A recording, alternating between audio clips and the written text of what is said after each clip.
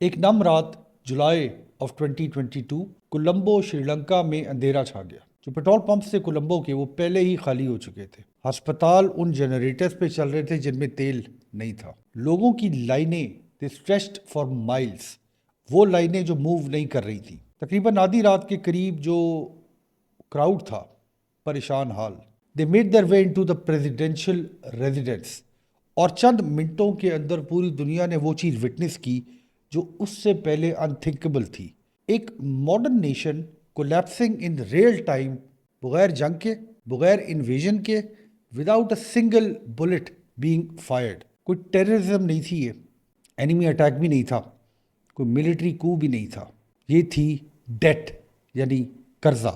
Dept collapsing a nation from the inside out. मेरा नाम इमरान है और मेरी सोच में खुश आमदीद। आज की कहानी ये समझने की कहानी है कि 21st सेंचुरी की जो एम्पायर है वो टैंक्स और मिसाइल से नहीं, इंटरेस्ट रेट्स और क्रेडिट लाइन से बनती और टूटती है। Modern empire don't conquer land, they conquer liquidity, और जब लिक्विडिटी रुक जाती है तो पूरी दुनिया भी रुक जाती है। ये जो श्रीलंका की कहानी है, इससे कुछ साल पहले ही एक और सिग्नल फ्लैश कर रहा था पूरी दुनिया में। 2010 यानी 2010 में यूरोप ने इस नाइटमेयर को फेस किया। ग्रीस, यूनान, the birth place of western democracy, suddenly Greece ने बैंक्रप्सी डिक्लेयर कर दी। जो बैंक थे ग्रीस के वो शट डाउन हो गए। एटीएम जो हैं वो रैशन करने लगे कैश को, यानी आप अपनी मर्जी से पैसे एटीएम से नहीं निकाल सकते थे। जो एथेंस के अंदर लोग थे वो सिंटैग्मा स्क्वायर में जमा होना शुरू हो गए प्रोटेस्ट करने के लिए, क्योंकि उनकी जो गवर्नमेंट थी, जो हुकूमत थी यूनान की, उसने अपनी सॉवरेनिटी को सरेंडर कर दिया था to the rating agencies, to the bond traders and to the IMF, ECB यानी यूरोपियन सेंट्रल बैंक मशीन को। ग्रीस भी कोलैप्स इसलिए नहीं किया था कि उस पर कोई आर्मी का अटैक हो गया था। वो कोलैप्स इसलिए हुआ था क्योंकि जिन लोगों ने ग्रीस को कर्जे दिए हुए थे, जो लेंडर्स थे, उनकी पेशेंस रन आउट हो गई थी। पहली दफ़ा हमारी ज़िंदगी के अंदर पूरी दुनिया ने एक नई किस्म की ताकत देखी, फाइनेंशियल सीज वॉरफेयर। नेशंस को फोर्स किया जा सकता था कि वो अपने घुटनों पे बैठ जाएं, not bye invasion but by a spreadsheet. तो इस बात को समझने के लिए कि आज के दौर में नेशंस कैसे गिरती हैं, आपको सबसे पहले ये जो मकड़ी का जाला है इसको समझने की ज़रूरत है। पूरी दुनिया के जो मुल्क हैं जब वो कर्जे लेते हैं, यानी नेशन जब कर्जे लेती हैं तो वो US डॉलर के अंदर लेती हैं, क्योंकि पूरी दुनिया डॉलर के ऊपर रन करती है, पूरी दुनिया को डॉलर चलाता है। दुनिया के तमाम मुल्क जो डेवलपिंग कंट्रीज़ हैं, उनके अंदर इंडस्ट्रीज़, उनके अंदर रहने वाले लोग, वो तमाम डिपेंड करते हैं इंपोर्टेड फ्यूल के ऊपर। ये जो वीट है या खाने पीने की अशिया है वो भी इंपोर्ट होती हैं। मशीनरी, केमिकल्स, मेडिसिन्स, ये तमाम चीज़ें इंपोर्ट होती हैं। इन चीज़ों को ख़रीदने के लिए जो कर्जे लिए जाते हैं वो लिए जाते हैं IMF से, वर्ल्ड बैंक से, चाइना के जो BRI है उससे, यानी बेल्ट रोड इनिशिएटिव से, जो ग्लोबल बैंक्स हैं, बड़े बड़े ताकतवर मुल्कों के बैंक, उनसे कर्जे लिए जाते हैं। ये जो गल्फ स्टेट्स के सॉवरेन फंड्स हैं, इनसे कर्जे लिए जाते हैं। और जो तमाम लेवरेज है, यानी दुनिया के हर मुल्क के गले के अंदर जो फंदा है, ये इन लोगों के पास है। जो हमारे जैसे मुल्कों की, डेवलपिंग मुल्कों की करेंसीज हैं, वो हमेशा गिर जाती हैं जब इंटरेस्ट रेट बढ़ाए जाते हैं। एक रेटिंग की जो डाउनग्रेड है, यानी आपके मुल्क की जो क्रेडिट रेटिंग है, उसकी डाउनग्रेड जो है वो सफिकेट कर देती है एक्सेस टू क्रेडिट। एक स्पाइक ऑयल रेट्स की, यानी तेल की कीमतें जब ग्लोबल मार्केट के अंदर बढ़ती हैं तो जो रिजर्व्स होते हैं हमारे जैसे मुल्कों के, वो कोलैप्स कर जाते हैं। One hot money exit can crash are market. ये कोई कॉन्स्पिरेसी नहीं है, ये है 21वीं सदी यानी 21st सेंचुरी का नया world order. A country survives as long as the world keeps lending it money. कर्जे जब तक मुल्कों को मिलते रहते हैं, जिंदगी चलती रहती है। जिस दिन दुनिया रुक जाए उस दिन मुल्क रुक जाता है। ये जो सच्चाई आपको मैंने बताई, वैसे तो हम इस बारे में थोड़ा बहुत समझते हैं, मगर ये जो सच्चाई है ये ज़्यादा पेनफुल है साउथ एशिया के लिए, क्योंकि यहाँ पे जो एम्पायर ऑफ डेट है ना, ये पर्सनल हो जाती है। यहाँ पे जो कोलैप्स है ये थ्योरी नहीं है, यहाँ पे ये लिव्ड मेमोरीज हैं हमारे लोगों की। एक ऐसा मोमेंट जिसको पाकिस्तान के तमाम लोग समझते हैं। एक साल डॉलर जो है वो 170 था और फिर ऑलमोस्ट ओवरनाइट वो 280 हो गया। दुकानों ने जो कीमतें हैं चीज़ों की ان کو اوور نائٹ بڑھا دیا. پیٹرول پمپس کے اوپر لائنیں لگنا شروع ہو گئیں, پیٹرول کی قیمتیں بڑھ گئیں, جو ریمیٹنس باہر سے آ رہی تھیں وہ فریز ہو گئی, اور لوگوں نے ایک طرح کی پینک بائنگ شروع کر دی.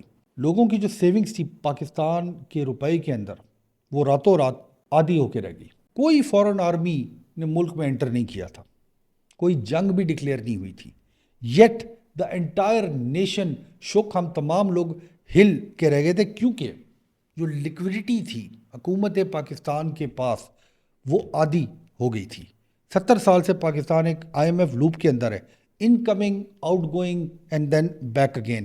23+ IMF programs, one of the longest IMF relationships in the world. IMF کے ساتھ ہماری ایسی شادی ہوئی ہے جو ختم ہی نہیں ہو رہی. اور سٹڈیز اب یہ شو کرتی ہیں کہ جو پاکستانی فیل کرتے ہیں وہ یہ ہے کہ IMF کا جب بھی فارمولا اور پروگرام پاکستان میں رن ہوتا ہے تو پاکستان کی جو گروتھ ہے وہ کم ہو جاتی ہے, سلو ہو جاتی ہے. اب تو اس بات پہ بھی بحث کی جا رہی ہے کہ جو IMF جس ملک کو پڑ جاتا ہے اس ملک کے اندر انویسٹمنٹ ختم ہو جاتی ہے, اس ملک کی جو آسٹیریٹی کا اتنا زیادہ پریشر ڈالا جاتا ہے کہ اس ملک کے اندر کام کیا ہی نہیں جا سکتا. یہ پوری دنیا کے اندر اس بارے میں بات کی جا رہی ہے.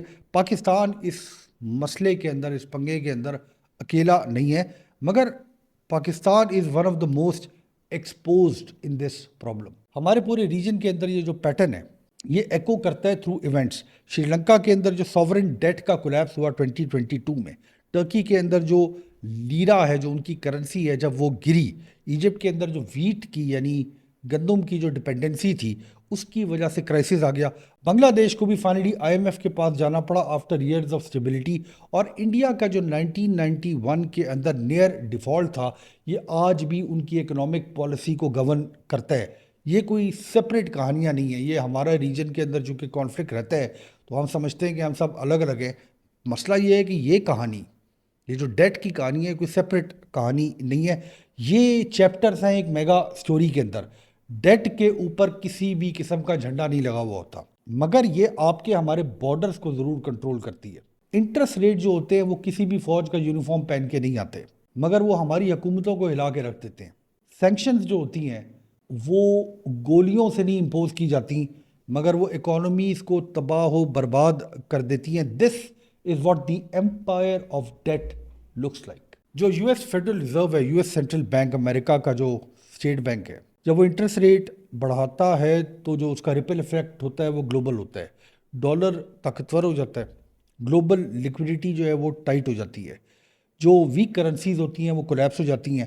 جو ڈیٹ ری پیمنٹ ہوتی ہے, چونکہ ملکوں نے پیسے ڈالر میں لیے ہوتے ہیں, واپسی چونکہ اپنے ملکوں کے اندر وہ اپنی کرنسی کو چھاپ رہے ہوتے ہیں, تو ڈیٹ کی پیمنٹ آلموسٹ امپاسبل ہو جاتی ہے. بلکہ جو اس کے اوپر جو سود ہوتا ہے اس کو دینے کے بھی لالے پڑ جاتے ہیں.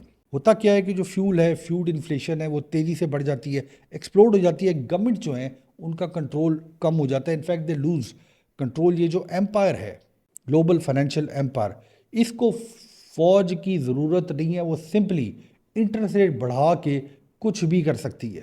چائنا کی بات کر لیتے ہیں. چائنا کا جو BRI ہے, BRI loans, belt road initiative, بہت سے ایسے ملک ہیں ساؤتھ ایشیا کے جن کے جو پورٹس ہیں وہ ایز کولیٹرل ان کے پاس پڑے ہوئے ہیں. انفراسٹرکچر جو ہے وہ لیوریج کے طور پہ ان کے پاس پڑا ہوا ہے.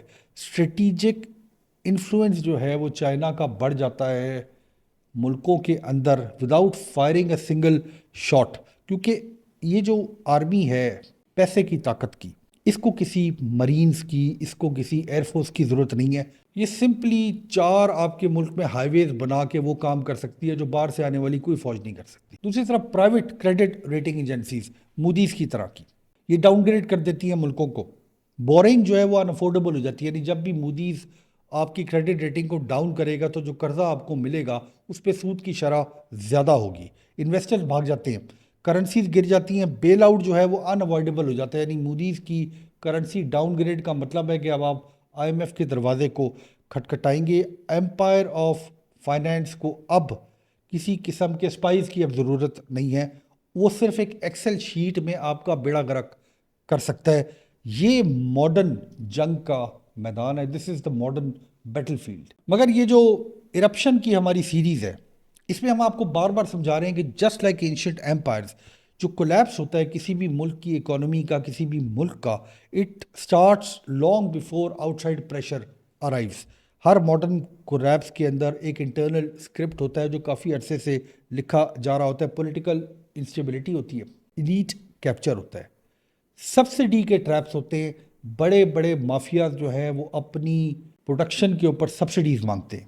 سرکولر ڈیٹ ہوتی ہے، یہ لفظ پاکستان کے لوگ بہت اچھی طرح جانتے ہیں. امپورٹ ایڈکشن ہوتی ہے، ہر چیز امپورٹ کر لیں جی، ٹافی سے لے کے جہاز تک امپورٹ کرنا ہے جی. اوور سپینڈنگ ہوتی ہے، یعنی کہ جو امیر لوگ ہیں اور جو حکومتیں ہیں وہ فضول میں پیسے خرچ کرنا شروع کر دیتی ہیں.